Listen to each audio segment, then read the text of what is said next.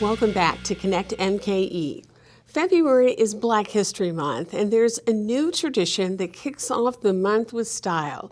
The Indaba African Ball brings people together for a celebration of culture and community. Joining us is Gloria Miller, Special Events Director for St. Anne's Center for Intergenerational Care, which hosts the event.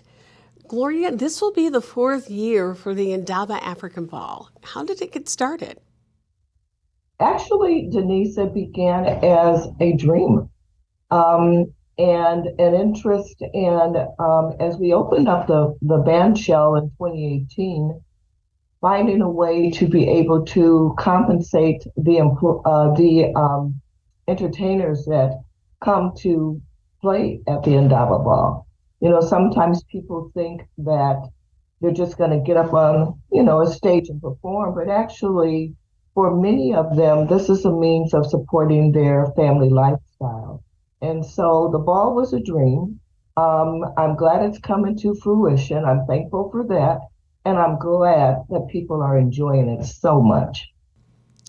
Why was February suggested as the date for the ball? I think it was the best date to kick off Black History Month. You know, it is about who we are as an African people in the community, and that we're all one, engaging regardless of whether you're, African or not. It's about community.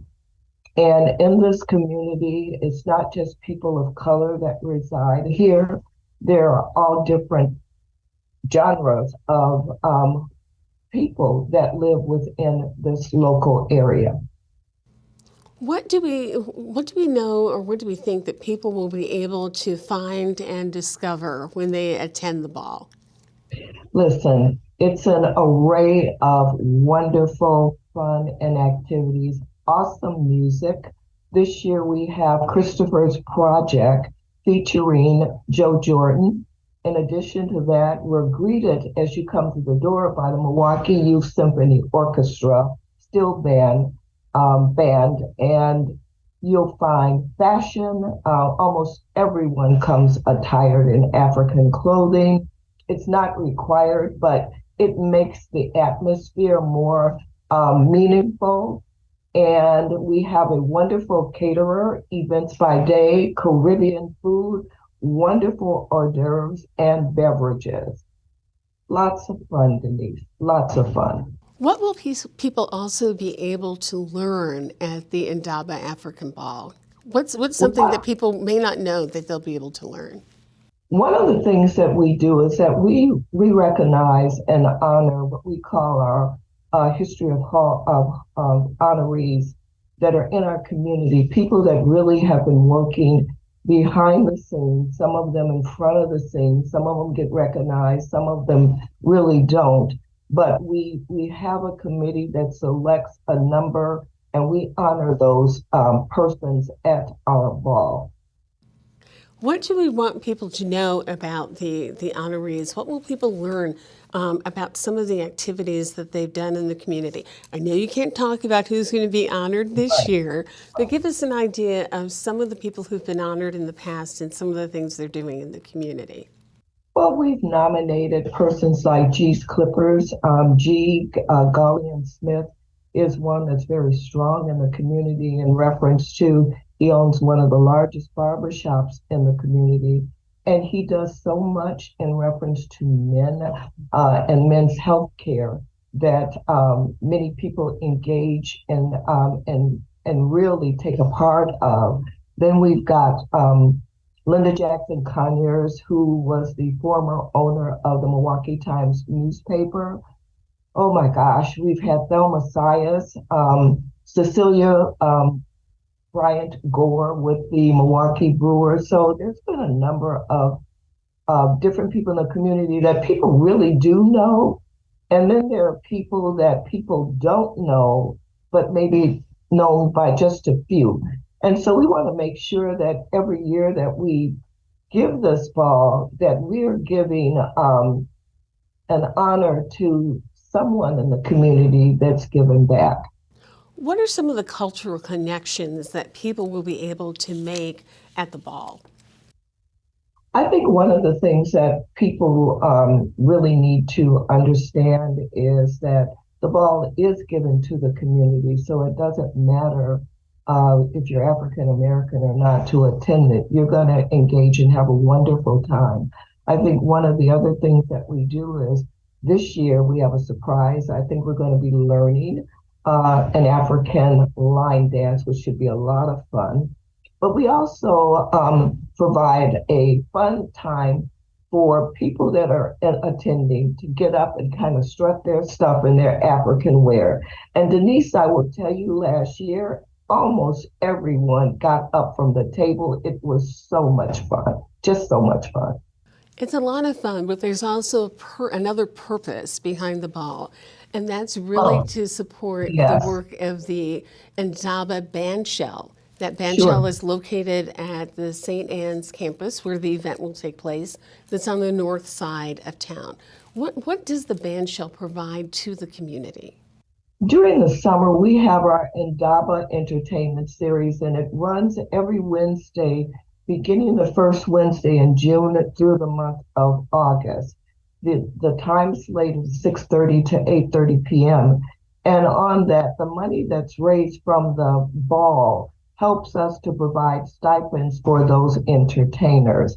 And I will tell you, we have had some wonderful entertainer groups. We've seen growth from 50 people one evening to 300 on a night because we can hold that number of people outside on our beautiful hill. It's a beautiful landscape, Denise.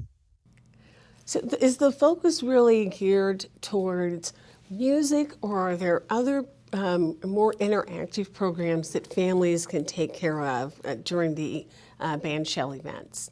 What we provide is also an opportunity for the community. We've got several churches within our area that hold church services on some particular Sundays. They also rent the band shell at a very reduced rate, and where they'll have activities for their church. One of the churches directly across from us, they annually do a community outreach program. And so what they've begun to do now is to hold it at the band shell instead of at the church and in the street. So it gives people more of a comfortable, safe atmosphere, not being in the street, but actually on the grounds of our facility. One of the things about the bandshell, as you're describing it, is that the activity that goes there, as well as the physical space, is really becoming an integral part of the community. Yes, it is. And we're very happy about that, Denise. We get so many comments from people that come out to attend our Indaba Nights series, and they're very, very positive. It's comments like, wow, this is right in my neighborhood. I don't have to take the bus to go anywhere because I don't have a car. And so that's important for the people that are close by. We're also seeing a number of people as the band shell is growing that are, with outside of our particular zip code area that come just for the entertainment. It's a very much an adult atmosphere, although people do bring their children or their grandchildren, and they have an opportunity to listen to the music and engage. We have a good relationship with an organization that does drama, and it involves our youth night in the month of August. It's an opportunity for all to come out and support even our younger people. How would you like to see the programming at the bandshell grow in the years to come? In the years to come, I'd like to see it grow enough to support more staff. I'm a one staff person. I have to borrow staff from other areas of St. Anne Center in order to be able to help me do this. I can't pull out chairs and that kind of thing onto the grounds by myself. And so if I could get that kind of support, that would really help us in our growth and to make the band shell bigger than what I think it's ever been anticipated it would become. Can you remind people, let people know what they need to do to be able to attend the Indaba African Ball, which is coming up on February 4th? Oh, by all means, please go online to saintannecenter.org/Indaba African Ball and register online. It's just that simple. If a person has difficulty in doing that, like the caller I had this morning, they can feel free to give me a call at the office at 414-210-2428, and I'll help them with their registration. Well, thank you so much. We so appreciate you being here with us. We also really appreciate this additional gift that St. Anne's continues to bring through its presence in the community. Thank you. It's a wonderful opportunity, Denise, and it's a pleasure to see you again. It's great to see you as well. Thank you for joining us this morning on Connect MKE. I'm your host, Denise Callaway. Make sure you tune in to our next Connect MKE show. It's all about conversations that make a difference. Be well, and we'll see you soon.